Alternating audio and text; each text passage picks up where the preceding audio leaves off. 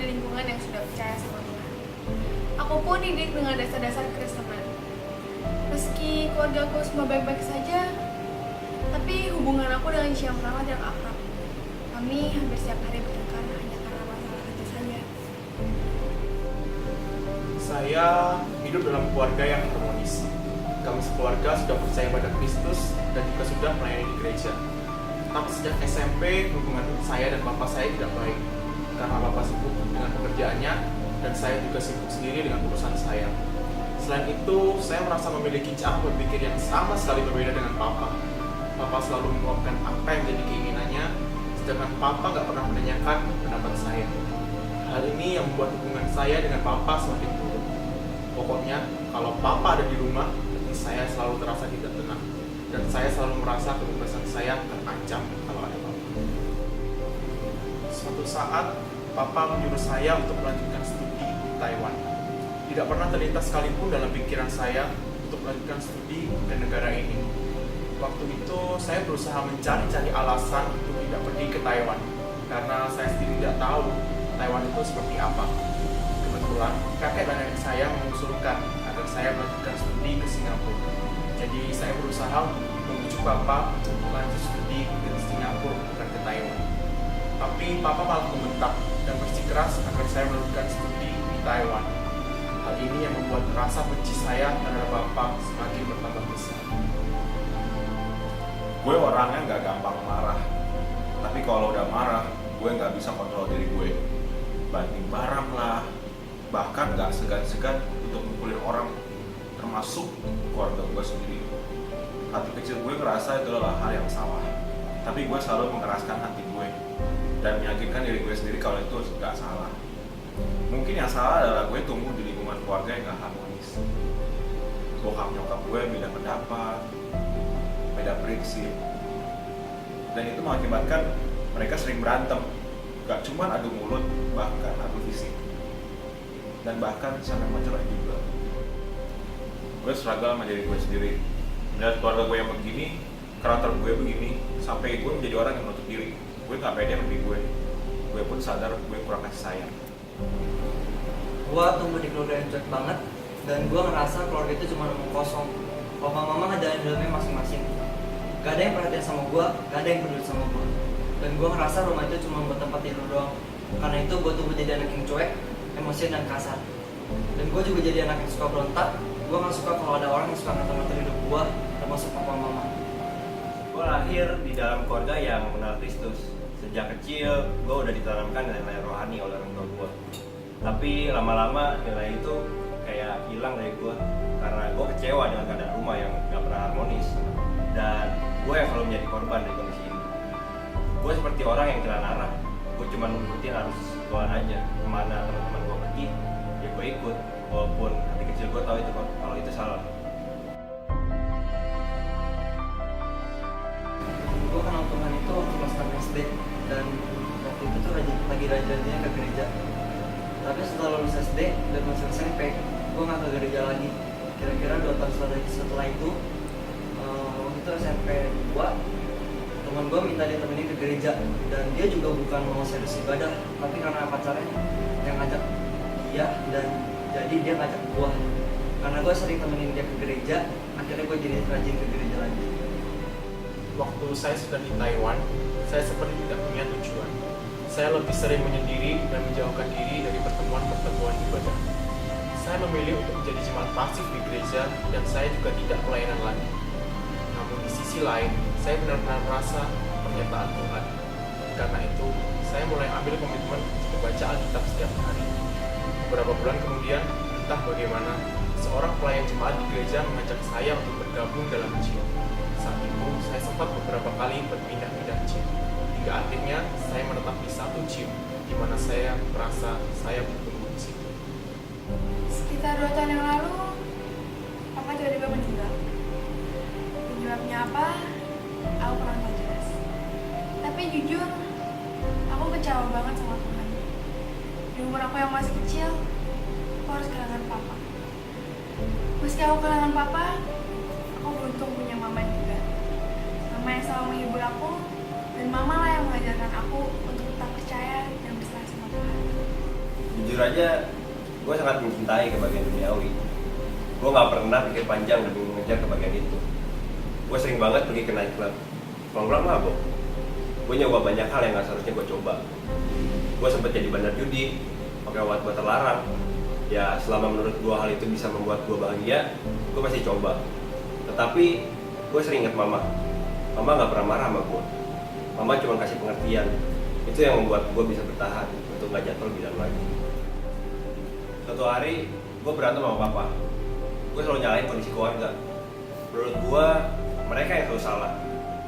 Dan di sana juga pertama kalinya gue lihat papa nangis gara-gara gue. Saat itu gue sadar kalau gue udah keterlaluan. Akhirnya gue ikut nangis dan ngurung diri. Entah kenapa gue nangis gak bisa berhenti. Dan di sana gue berdoa sama Tuhan. Kenapa Tuhan ngizinin semua masalah ini terjadi sama gue? Dan kenapa Tuhan seperti gak ada buat gue? Tapi tiba-tiba juga gue sadar dan pikiran gue benar-benar dibukain. Gue nyesel banget atas apa yang gue udah perbuat. Dan gue juga coba mengampuni mereka.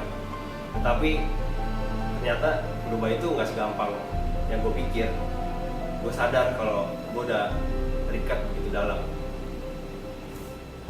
Gue mencoba untuk mencari kasih sayang di luar keluarga, seperti pacaran. Tapi kayak pacaran gue nggak bener, pegang sana sini, cium sana sini, gonta ganti pacar. Tapi gue tetap nggak merasakan kepuasan yang gue cari. Gue tetap merasa kosong. Melihat hidup gue yang nggak jelas gini, nyokap gue ngingetin gue untuk terus ke gereja. Ya akhirnya gue coba datang ke gereja. Singkat cerita, gue sadar cuma kasih Tuhan yang bisa mengisi kekosongan gue. Akhirnya gue memutuskan untuk dibaptis.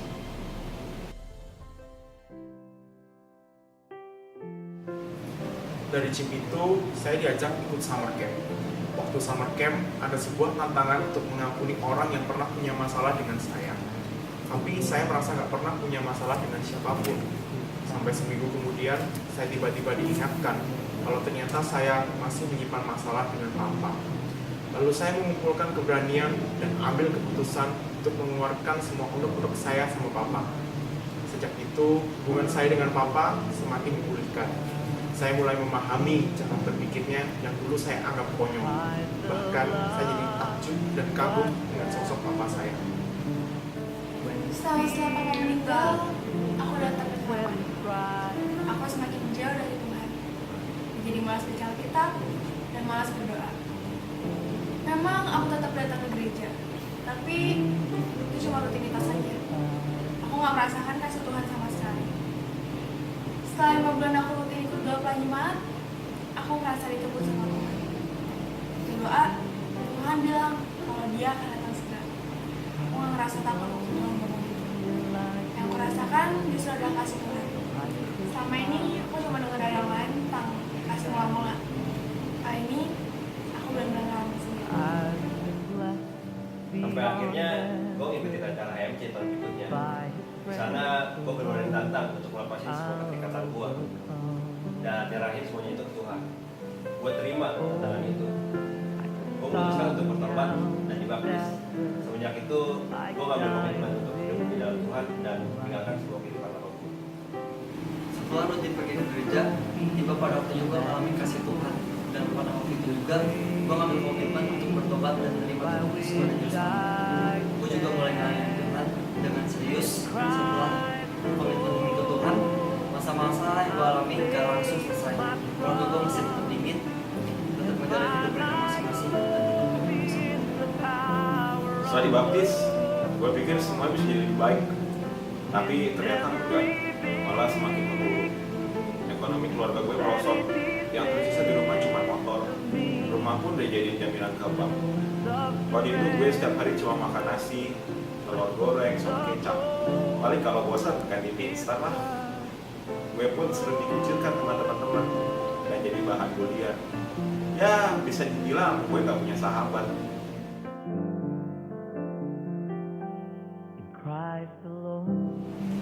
Sejak saat itu, aku ambil komitmen baru lagi sama Tuhan. Aku mulai rajin-rajin baca Alkitab dan rajin berdoa. Aku pun jadi rajin belajar dan nilai-nilai di sekolah jadi lebih baik. Tuhan pun gak cuma memulihkan hidupku, Tasya yang pertama pun Tuhan pulihkan. Sekarang kami jadi lebih akrab. Gak gampang bagi gue untuk lepasin gitu aja di depan nama gue, karena seringkali gue keinget kebahagiaan duniawi dulu. Ditambah pergaulan gue yang masih sama. Pergaulan gue adalah bagaimana gue tetap bergaul dengan mereka, tapi gue gak balik lagi di depan nama gue. Semua itu terjawab dengan cara mendekatkan diri kepada Tuhan. Apa yang gak pernah gue lihat, gak pernah gue dengar, dan yang gak pernah timbul dalam hati gue, itu yang gue alami. Gue sadar gue bisa lewatin proses itu sampai sekarang ini hanya karena tuntunan dari Tuhan sendiri. Tapi pelan-pelan Tuhan merubah karakter gue.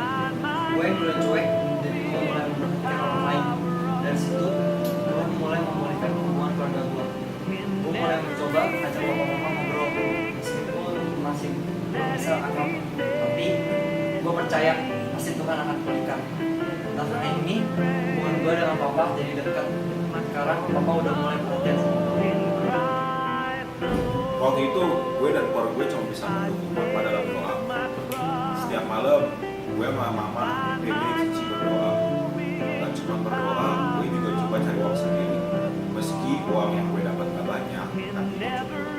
Singkat cerita, akhirnya ekonomi keluarga gue dipulihkan. Bahkan diberikan berkat lebih sampai bisa memberkati orang lain juga. Setelah itu gue ke Taiwan. Tapi di sini gue jadi malas doa dan malas baca Alkitab, jadi Kristen KTP lah. Puji Tuhan, setelah gue gabung di gym, gue pun nyadar kalau Tuhan ternyata gak pernah sekali meninggalkan gue. Tahun 2014, gue ikut healing movement camp. Di situ gue baru benar-benar dipulihkan. Sakit hati, rasa dendam di masa lalu, semua udah Tuhan pulihkan. Sekarang nih, gue jadi manusia yang baru. Gue yang sekarang bukan gue yang dulu. Tuhan benar-benar membukakan mata saya bahwa Ia bekerja dengan caranya yang ajaib, di luar pemikiran manusia. Hal-hal yang tidak pernah kita bayangkan sebelumnya dapat menjadi suatu bagian dalam rancangan kehidupan yang telah Ia tentukan bagi kita. Dan tentu saja, rancangannya bukan rancangan kecelakaan, tapi rancangan yang mendatangkan damai sejahtera bagi hidup kita. Aku udah ngerasain namanya kasih Tuhan. Sekarang giliran kamu. Hidup gue udah berubah karena Tuhan. Sekarang giliran lu. Tuhan sudah memulihkan hubungan saya dan bapak saya. Sekarang giliran kamu. Tetapi bukan tentang gue, tapi tentang siapa yang merubah gue. Dan gue udah ngambil keputusan gue. Sekarang giliran lo. Tuhan udah merubah hidup gue dan keluarga gue. Sekarang giliran lu.